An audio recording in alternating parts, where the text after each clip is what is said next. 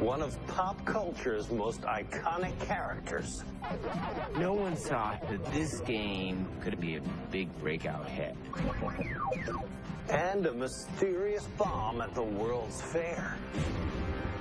He saw sticks of dynamite, and he said, "It's the business." Deep in the vaults of the world's greatest institutions lie extraordinary relics, tales of intrigue and wonder, and secrets waiting to be revealed. These are the mysteries at the museum.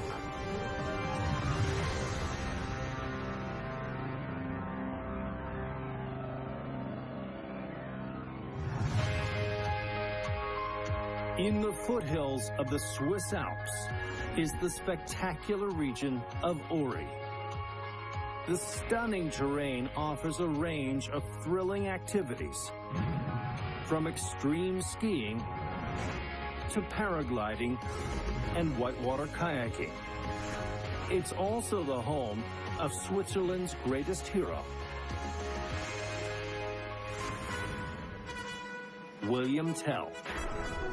Today, the storied figure is celebrated at the Tell Museum.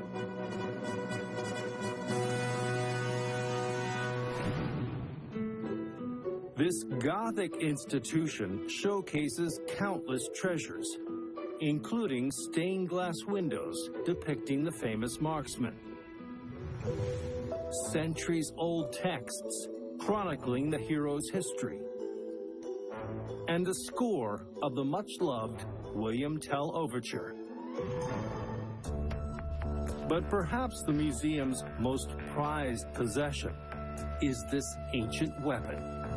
This artifact is 31 inches long, it's 32 inches wide. It's in a T shape. It's about 360 years old. It's also very deadly. According to legend, a crossbow just like this was used by William Tell. But as historian Joshua Levine can attest, there is more to this fable than meets the eye. This world-renowned tale of heroism is not what we've long been taught. So what's the real story behind the legend of William Tell?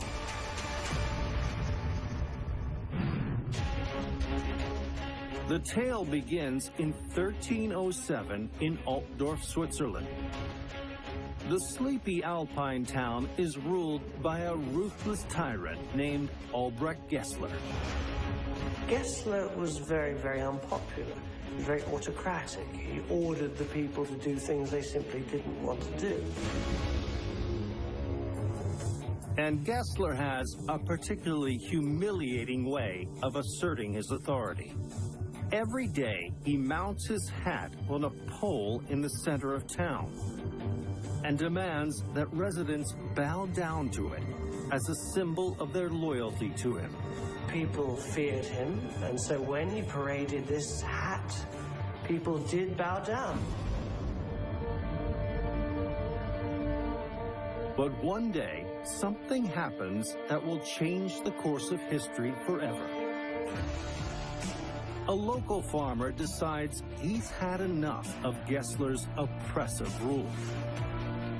His name is William Tell. William Tell is well liked in the area, and above all, he's known to have been very, very accurate with a crossbow. As the story goes, when Tell approaches the pole, he refuses to bow down. He stayed upright. He was not going to pay homage. Gessler is furious. He decides to punish Tell in the cruelest way possible. Gessler orders the man to prove his skill as a marksman on his own son. He ordered that an apple be placed on the head of William Tell's son. and that William Tell walk 120 paces away, turn, and fire his crossbow at the apple. It seems like an impossible feat.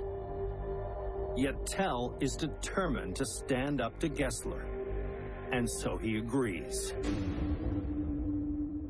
William Tell would have been terrified.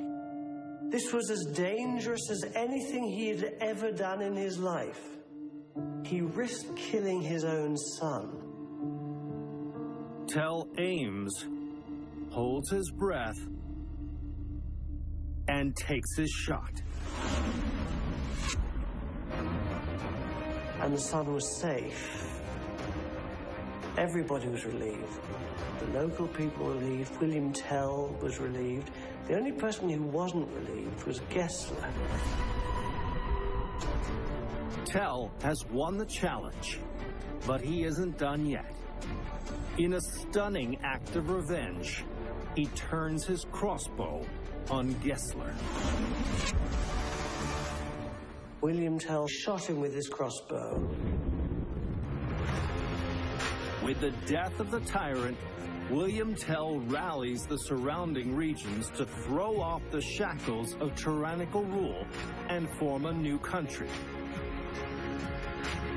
According to legend, this is how the nation of Switzerland is created. William Tell goes down in history as the father of the nation. Everybody in Switzerland grows up knowing the story of William Tell. It's a bedtime story, it's taught in schools, it's absolutely everywhere.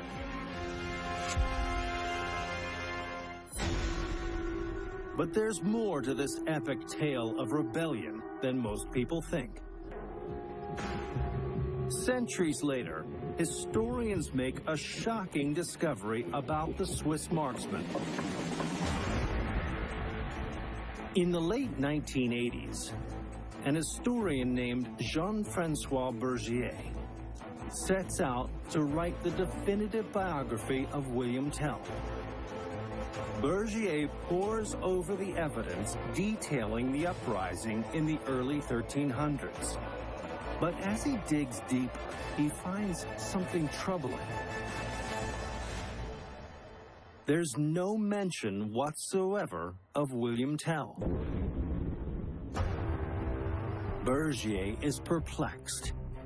He scours the archives for anything that matches the description of Tell's story. Finally, he uncovers something.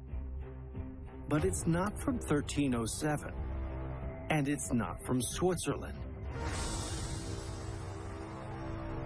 It's an old Viking tale from the 10th century.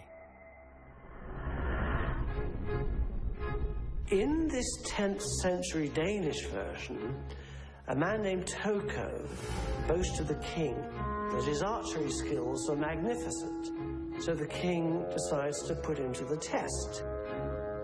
He orders Toko to fire an arrow at his son's head, and on top of his son's head is an apple.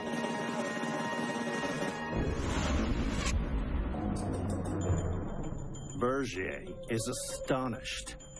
His story is almost identical to the story of William Tell, but it's considerably older, and it comes from a different part of Europe.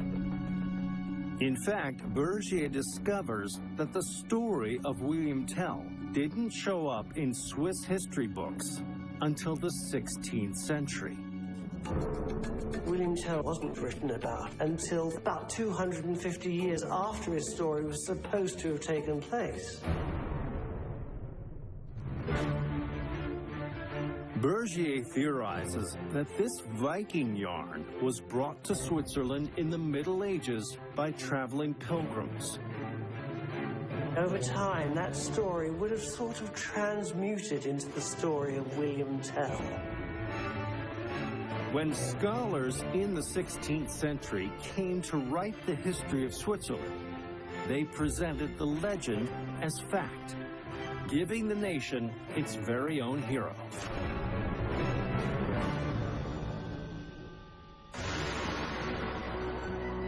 Today, this ancient crossbow remains at the Tell Museum. It represents the legendary hero who remains an undying symbol of Swiss pride.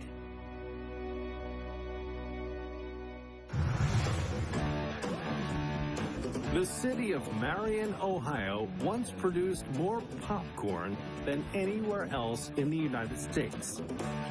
To celebrate its famous export, the self-proclaimed popcorn capital of the world hosts a festival that attracts nearly 250,000 visitors each year. And the region's rich history is celebrated at the Marion County Historical Society. The items on display include an antique popcorn wagon, a taxidermied draft horse once owned by the family of Napoleon Bonaparte, and a trophy awarded to the 1938 Miss America.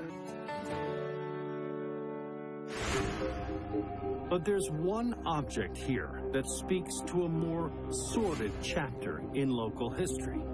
The artifact is 6 by 9. It contains 440 pages.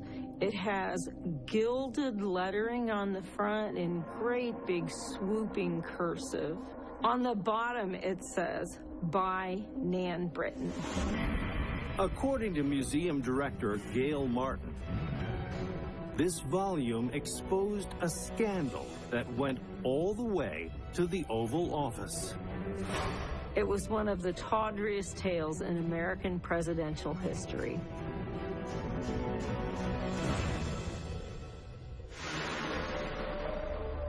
(1923), Washington, D.C.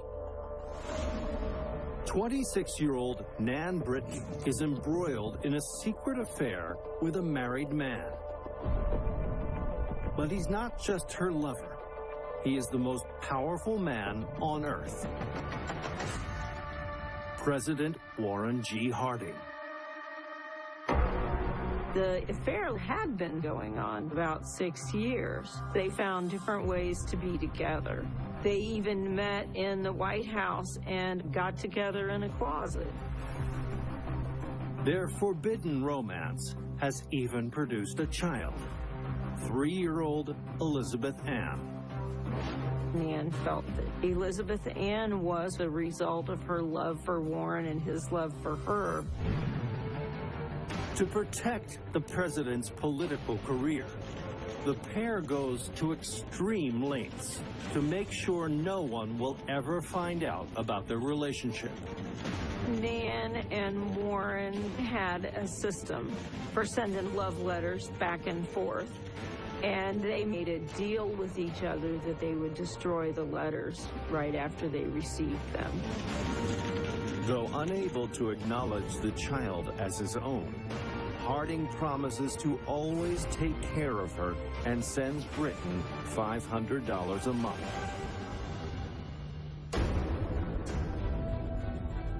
But then, on August 2nd, the unthinkable happens. President Harding suddenly dies from heart failure. When Nan finds out about his death, she's devastated. And Nan is in for another crushing blow. When Harding's will is read, Nan and her daughter are not among the beneficiaries. Without Harding's money, they are penniless.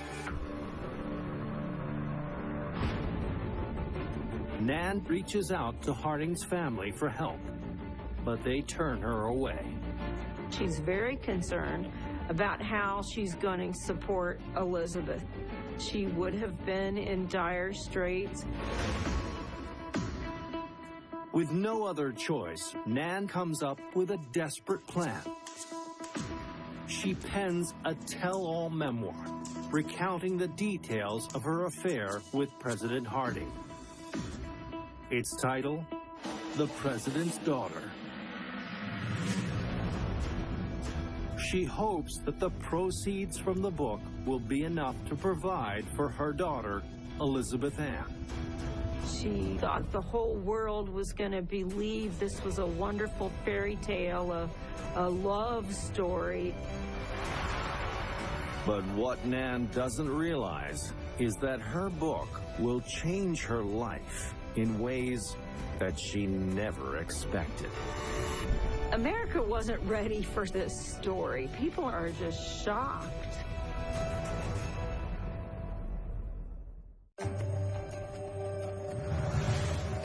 It's 1927. 30-year-old Nan Britton is the mother of President Warren Harding's illegitimate child. But when the president suddenly dies, Nan and her daughter are left penniless. Determined to support her child, Nan releases a tell-all memoir about the secret affair. So what will the public think of Nan Britton's scandalous claim? The President's Daughter quickly becomes a bestseller with over 90,000 copies sold, earning its author enough money to support her daughter. But its success has an unintended consequence. Rather than sympathizing with Nan, the American public brands her a liar. Well, people accuse Nan of trying to smear the name of Harding. They call her pervert, degenerate, and just about any name you can think of. Nan is devastated. And worse, she has no way to prove she's telling the truth. Warren made her promise to destroy letters that he wrote her, so she had no proof, and nobody believed what she said. Nan's life was pretty much ruined by this. Nan takes Elizabeth Ann and retreats from the public eye and moves to Oregon, where she dies in obscurity in 1991. In 2005, Elizabeth Ann also passes away, without ever being acknowledged as Warren Harding's daughter. It seems that Nan Britton is destined to go down in history as a gold-digging liar. But that's not the end of the story. In 2015, President Harding's grandnephew Peter picks up a copy of Nan Britton's book. He can't help wonder if there's any truth in it. So he tracks down Elizabeth Ann Britton's son. The two men agree to take a DNA test, and it's a match. The test proved definitively that Warren G. Harding is related to the both of them. After nearly a century, the truth of the story is out, and Nan was vindicated.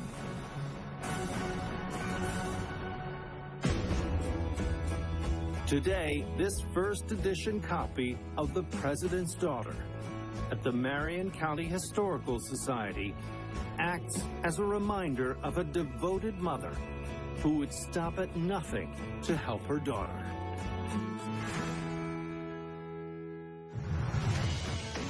New York State's Finger Lake region consists of 11 pristine bodies of water. It's famous for the delicious Rieslings produced at over 100 area vineyards. But those seeking fun for the whole family can stop by an institution in neighboring Rochester, the Strong Museum.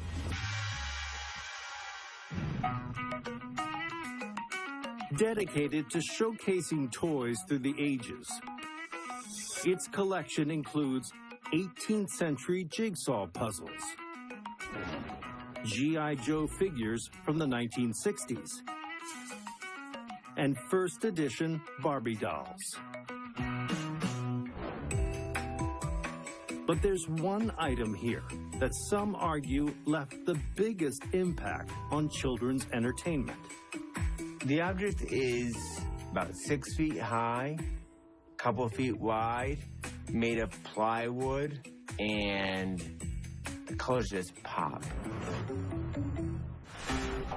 This first edition Pac-Man is one of the most iconic arcade games of all time. But according to museum vice president John Paul Dyson, the story of its success has just as many twists and turns as the game itself. No one saw this as being the one that was going to be a big breakout hit. How did Pac-Man chomp his way to the big time? 1978, Tokyo. 23-year-old designer Toru Iwatani has just landed his dream job at a computer software company called Namco. This high-tech business has just branched out into a new form of entertainment that's sweeping arcades across the globe. Video games. Arcade video games had emerged in the 1970s. In Japan, there was a real love of these games. Drop in 100 yen coin, and you had instant magic.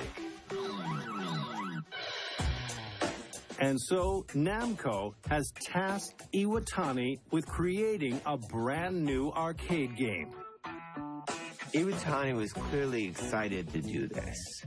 He has a chance to make a name for himself. Iwatani is determined to design a game that will stand out from the crowd.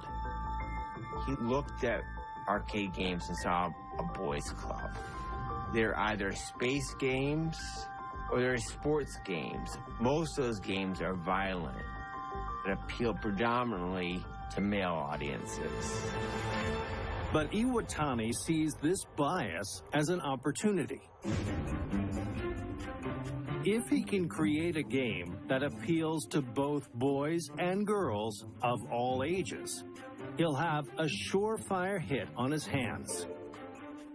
But that's easier said than done. Iwatani finds inspiration lacking. Little does he know, he's about to get it in the most unlikely of places. One day, Iwatani decides to grab some pizza. So the story goes, he took a slice out, and there before him was the idea he needed. As he stares at the pizza, he realizes that the space where the slice had been resembles a mouth. There were plenty of games about shooting, there were plenty of games about racing, but there were no games about eating. Iwatani imagines a round yellow character with a pizza slice-shaped mouth ready to take a bite. Now inspired, Iwatani designs a game in which a hungry character travels around a maze filling up on food. Everyone loves to eat. Doesn't matter if you're male or female, young or old. He's creating a game about a universal human experience. As an added challenge, he populates the maze with a cast of colorful characters. Red, orange, blue, and pink ghosts. They're not scary ghosts, they're friendly ghosts like Casper. Finally, Iwatani chooses an apt name for his cute little creation. He takes this sound, baku, which in Japanese represents the gobble to eat, and gives it the name Pac-Man.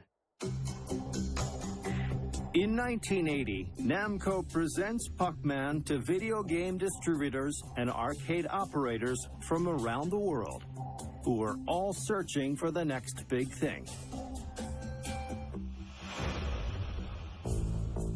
This was Toru Iwatani's big opportunity for his game to become a hit. But to his disappointment, Pac-Man hits a brick wall. Arcade operators tell Namco execs that the quirky little game will never appeal to their best customers, teenage boys. There's no shooting in the game. There's no sword fights. All you're doing is eating. No one knew what was so exciting about this game. Iwatani is crushed. He must have been disappointed.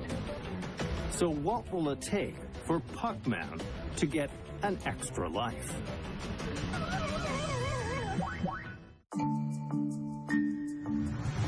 It's 1980, Tokyo.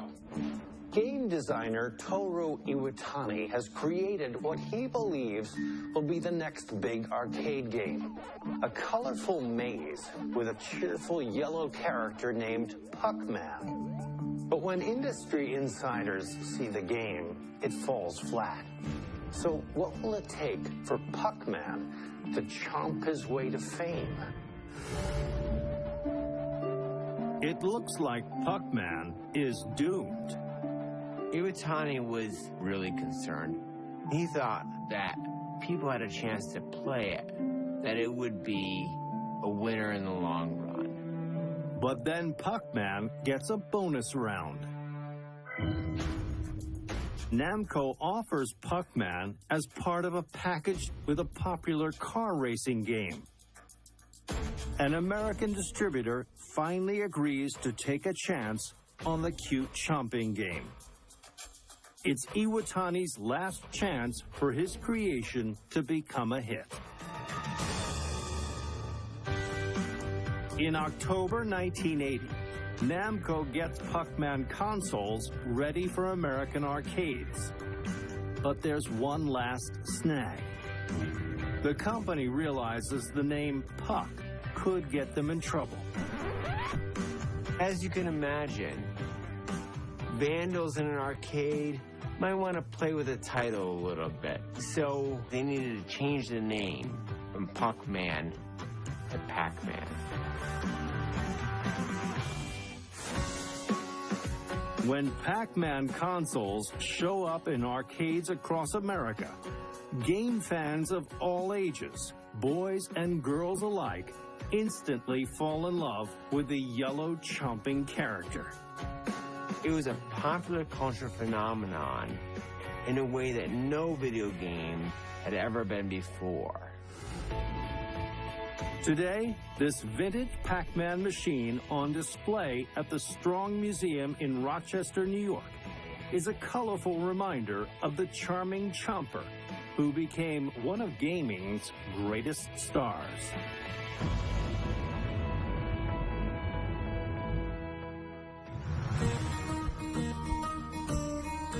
In the foothills of the stunning Appalachians is the city of Martins Ferry, Ohio. This picturesque community holds the distinction of being the oldest settlement in the state.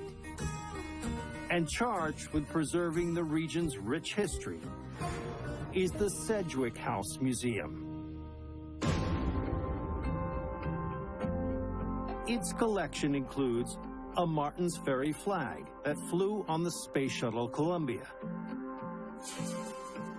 19th century medicine bottles that belonged to the city's first doctor, and 3D glasses from the early 20th century. But amid these celebratory objects is one artifact linked to the most harrowing event in the area's history. It's encased in a frame that's 18 by 12 inches. It is made out of white beige linen, and it's extremely delicate. According to museum president Thomas N. Thomas, this bonnet was worn by a daring heroine who risked her life to save her town. The survival of the community was on her shoulders.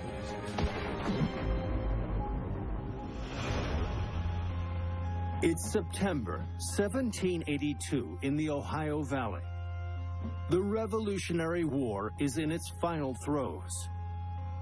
But in the town of Wheeling, the conflict rumbles on.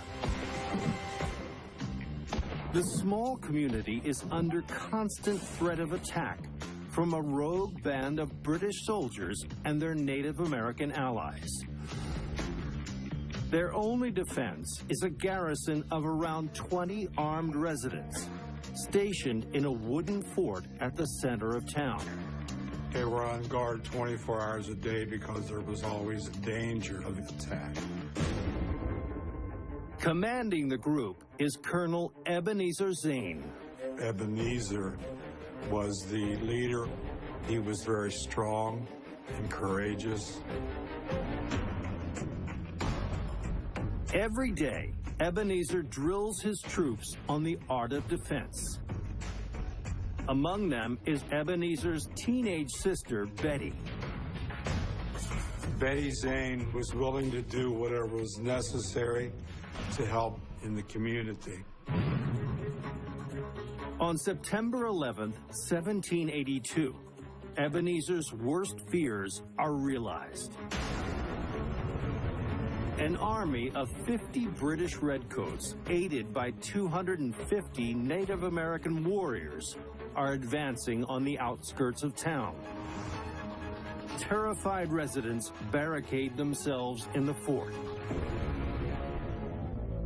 The defenders of the fort were greatly outnumbered.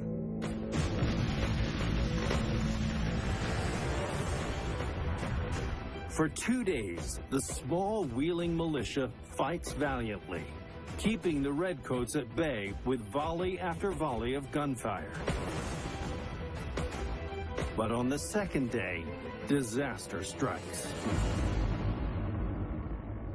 The supply of gunpowder within the fort began to run dangerously low.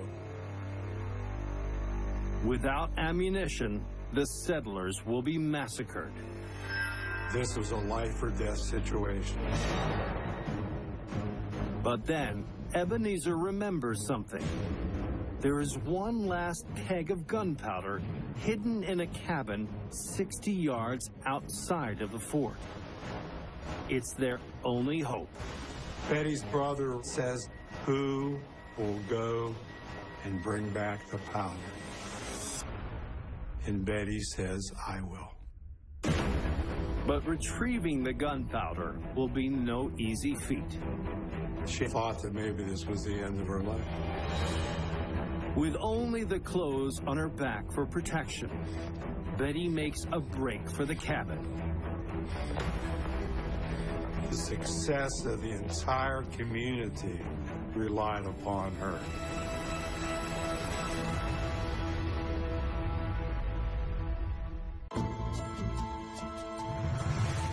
It's 1782 in the Ohio Valley. After 2 days of battling the British, a group of American pioneers have run out of gunpowder. Their only hope lies in the hands of an unlikely hero, a teenage girl named Betty Zane. So can this audacious adolescent save her community?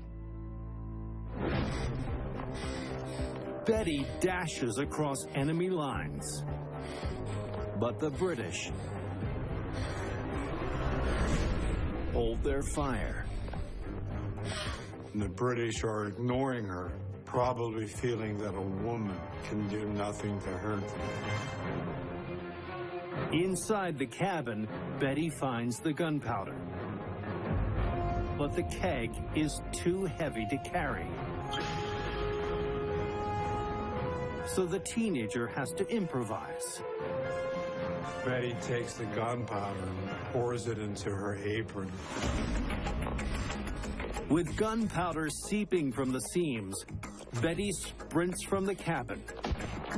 But this time, the British show no mercy. A single bullet could blow Betty to smithereens. The settlers' hearts dropped because they realized that if she didn't make it, then they would be either captured or killed. Betty runs for her life.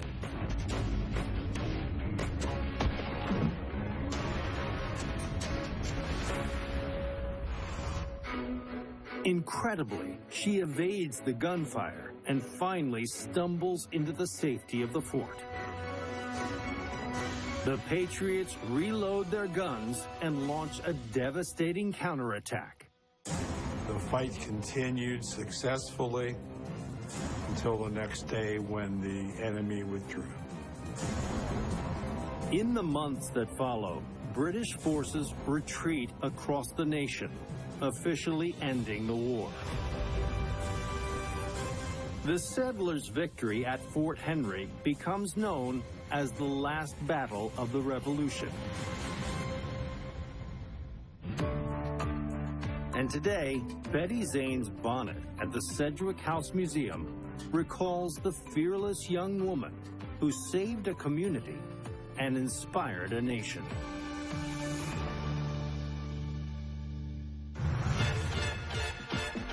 Queens, New York is known for its incredible ethnic diversity. Residents hail from more than 120 countries and speak more than 135 languages, leading it to be called the world's borough. And reflecting this rich cultural heritage is the Queens Museum.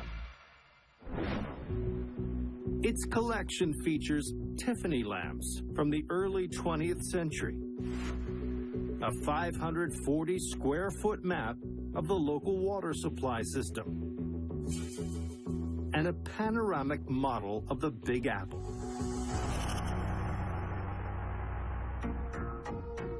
But tucked away in the archives is a much smaller object that speaks to one of the darkest chapters in the city's history.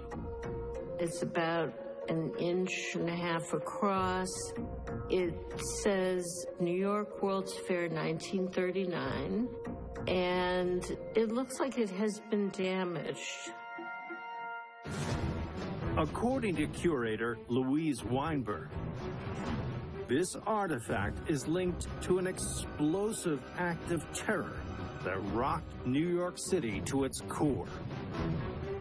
This badge should be a reminder of a great event, but it's also a reminder of a great tragedy. How is this pin connected to a long-forgotten attack on American soil?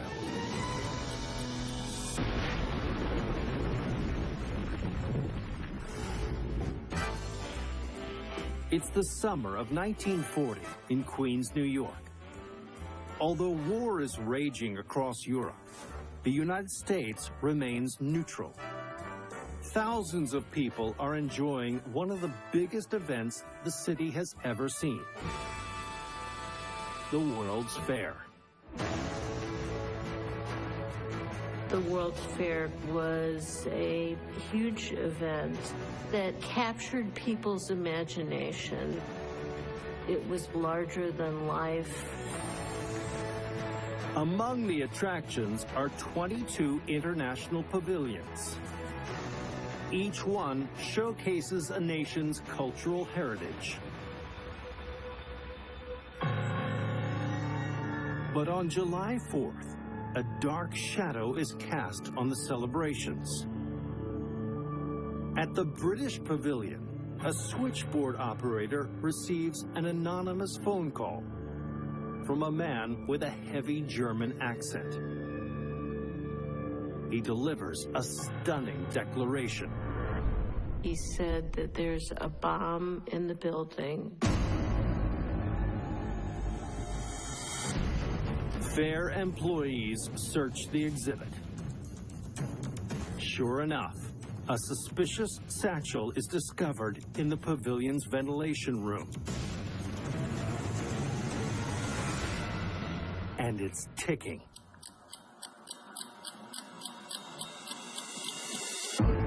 The satchel is carefully removed and transported to the edge of the fair. Within minutes, the NYPD bomb squad arrives on the scene. Leading the operation are detectives Joseph Lynch and Ferdinand Soka. They were both very dedicated to their jobs and were well liked by their peers. The detectives carefully cut a small hole in the bag with a pocket knife and peer through the gap. Lynch saw sticks of dynamite, and he said, "It's the business," meaning that it was a live bomb. Lynch and Soka prepare to defuse the device. But then, tragedy strikes.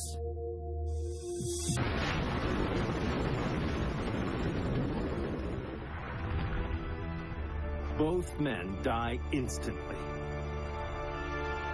The hole that was left in the ground was about 5 feet across and 3 feet deep.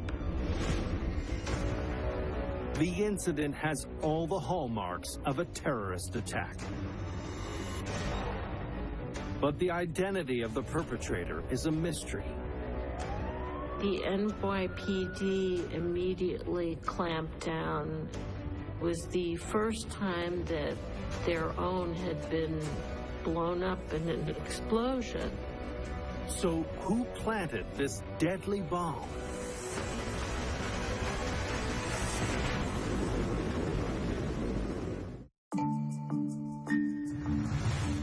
It's 1940 in Queens, New York. A bomb has just exploded at the World's Fair, killing 2 police officers. So who committed this vicious act of terror? In the wake of the explosion, the authorities mount a massive investigation. And when they search the British Pavilion, they find their first clue.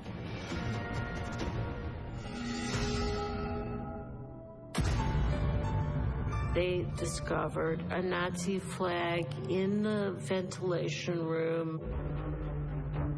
Suspicion lands on a pro-Nazi organization known for their political activism, the German-American Bund. The German-American Bund supported the goals of Hitler in this country. They marched down the city streets. They met at Madison Square Garden. They were very active.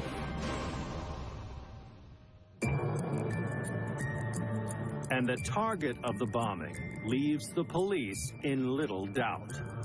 The bomb was planted in the British Pavilion.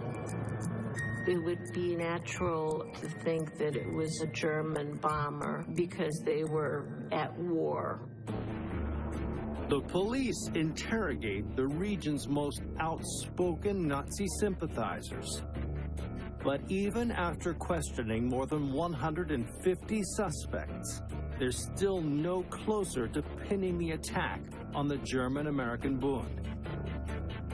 They can't connect any of the organization's members to the explosion. There was no evidence to link them to the crime. And after a huge investigation, it was never solved. But over 7 decades later, in 2015, a new theory emerges. Author and NYPD Lieutenant Bernard Whalen thinks he can explain the mysterious bombing. He argues that it was an inside job. He believes that the bomb was planted by the British government. According to Whalen, security at the British Pavilion was extremely tight. There would have been no way that an outsider made their way up to this out-of-the-way ventilation room. The only people with access would have been the British guards. Whalen believes the guards planted the bomb along with the Nazi flag in order to implicate the German-American Bund. But why? In 1940, Nazi forces had overpowered Europe. The British desperately needed support from the U.S. Whalen felt that the British government's motivation would be to create a call to arms for the United States to join with Great Britain against Germany. Despite Whalen's tantalizing theory, the case remains open. It's 75 years later, and it's literally an unsolved mystery. And today, this pin, worn by staff at the World's Fair where the bomb was found, is on display at the Queen's Museum. It recalls the tragedy that shook New York in 1940 and the ongoing quest to identify the culprit.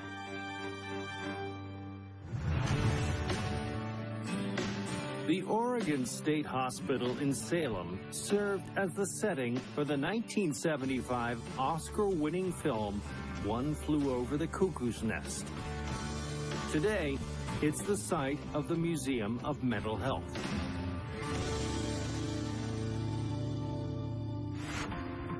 Its halls explore the history of psychiatric treatment. On display are artifacts such as a vintage operating table, an electroshock therapy machine, and a well-worn straitjacket. And among these morbid relics is an exhibit linked to one of the darkest chapters in the region's history. It's about 10 feet by 10 feet, has a small dresser and a bed with a blanket that says Oregon State Hospital on it. According to author Teresa T. McCracken, this patient room tells the story of a seductive religious sect that drove a town to the brink of madness. So these people were acting strange. They got sucked into a cult.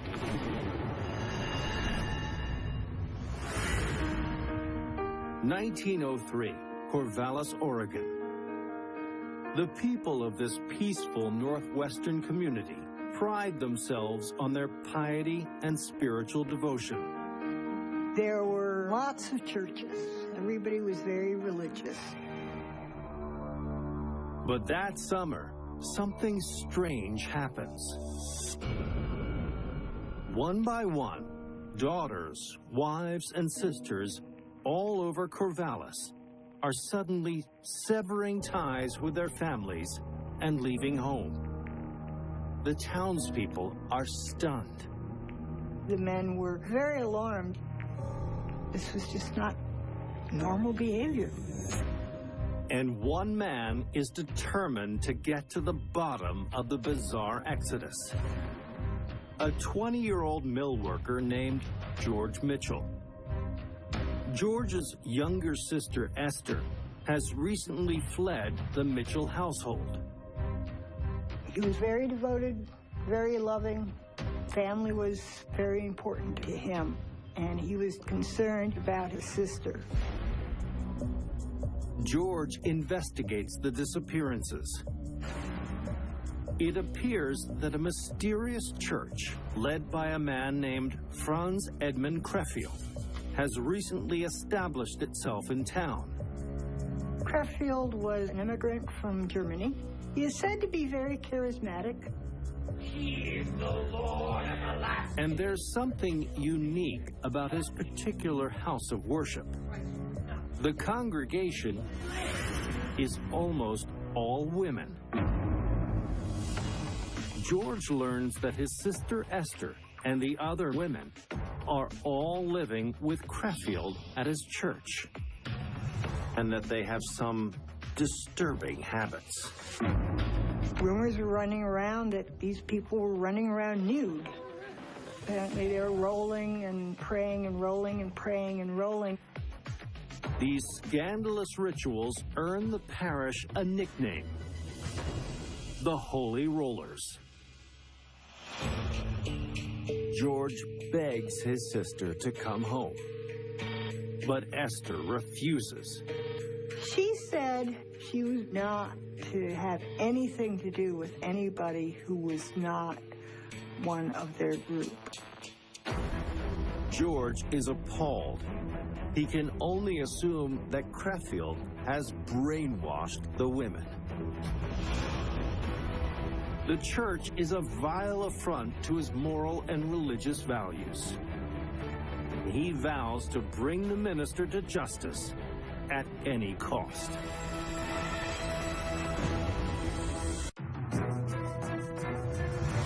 It's 1903 in Oregon.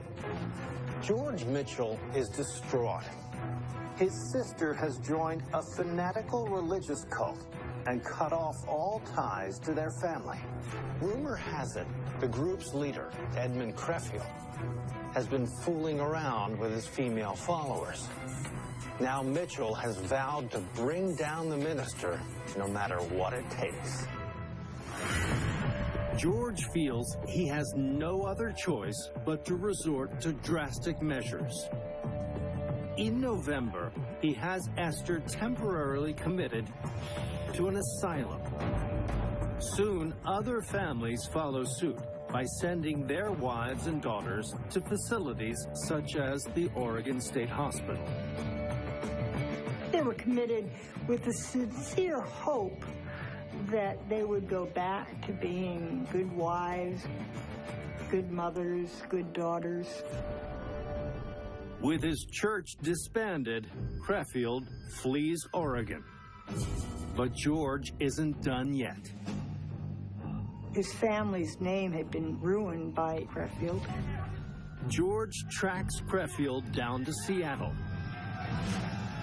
where he takes his revenge and shoots the cult leader dead. But even in death, the minister's influence over the Holy Rollers persists.